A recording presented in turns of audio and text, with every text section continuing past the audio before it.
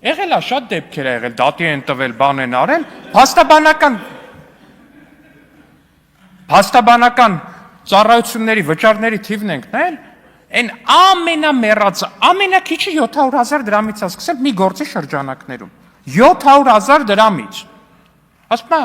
մեր բանը, քաղաքացիներին ստիպում եք, որ ավել վճարեն, չի ասում, որ 700,000 դրամ փող են ստացել մի գործի շրջանակներում, 5% հարկ են վճարել, երբ որ մարդը ասենք 150,000 դրամով ինչ-որ աշխատանք արել, բայց 20%-ից ավել է վճարել, ասում է, ստիպում եք, որ քաղաքացիները ավել վճարեն, եղի են քաղաքացիները ավել վճարում, ուղղակի դա ավելի շատ հարկ տվեք,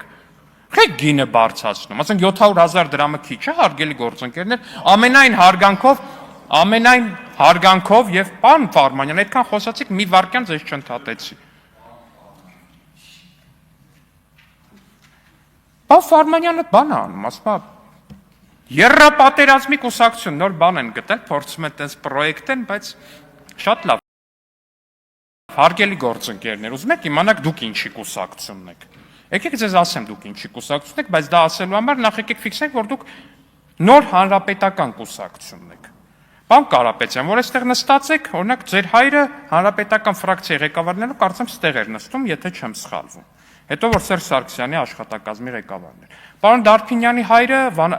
Վանաձորի նախկին համայնքապետն է, ճիշտ է, պարոն Սուքիասյան, դուք կապ ունեիք, չէ՞, չունեիք, շատ լավ։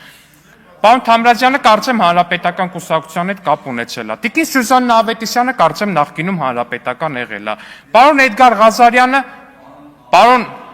Պարոն Հարություն Մնացականյանը հայտնի հանրապետական կուսակցության անդամ է։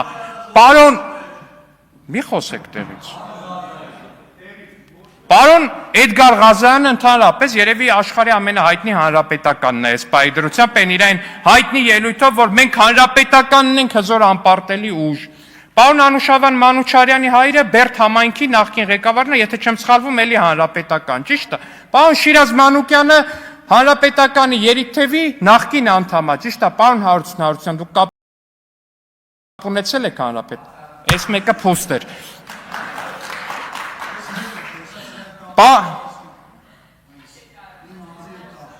Պարոն Թամրազյան, մի խոսեք տեղից։ Պարոն Վրույր Այվազյան, դուք կապ ունեցել եք առնվազն, չեք ունեցել, ես էլ զարմանալի դեպք, դե պարոն Մամիկոն Ասլանյանին եկանք, պարոն Մամիկոն Ասլանյանն է բոլորդ է գիտեք, հանրապետական կուսակցության անդամ, խորհրդի անդամ եւ այլն։ Հարգելի գործընկերներ, ֆիքսեցինք, որ դուք հանրապետական կուսակցություն, ասեք կուսակցության խմբակցության կեսից շատի անունը տվեցի, ներկայացրի, որ կապ ունեն, երկու դեպքում ասեցի կարծեմ, մնացածը ասեցի հաստատ, երկու դեպքում ասի կարծեմ, եթե կա պարզաբանում կտակ, ես կասեմ, որ սխալվում է, հարգելի գործընկերներ, ես պարոն Ղազարյան, նստեք ձեր տեղը նախ։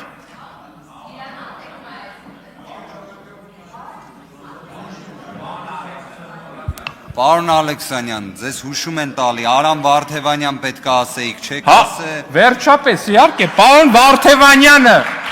այո, եւ իհարկե պարոն Վարդևանյանը միանշանակ։ Հարգելի գործընկերներ, ֆրակցիայի կեսից շատի անունը տվեցի,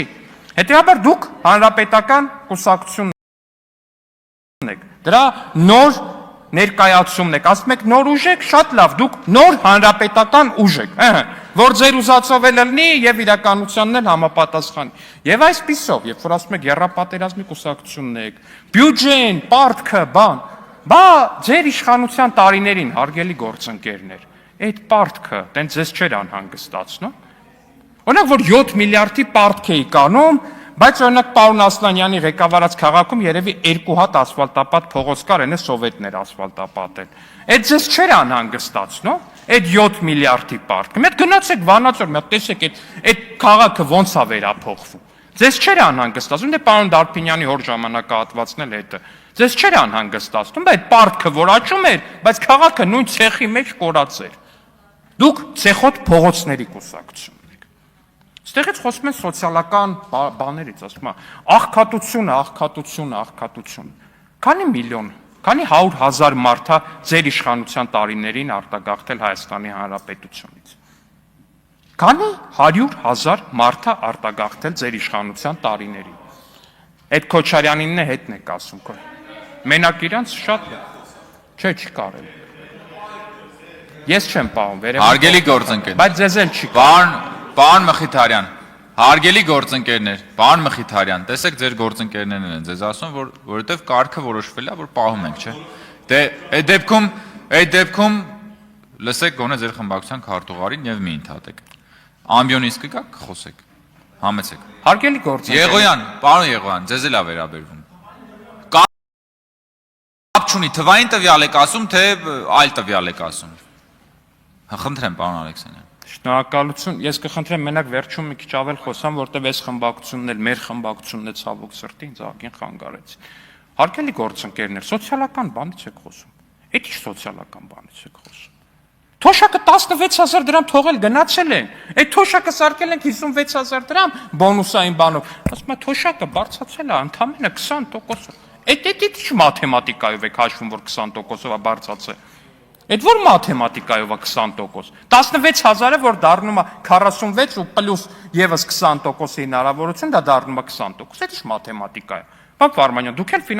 ֆինանսավարկային հանձնաժողովի նախագահի տեխնացու եք։ Այդ ո՞նց է տենցել։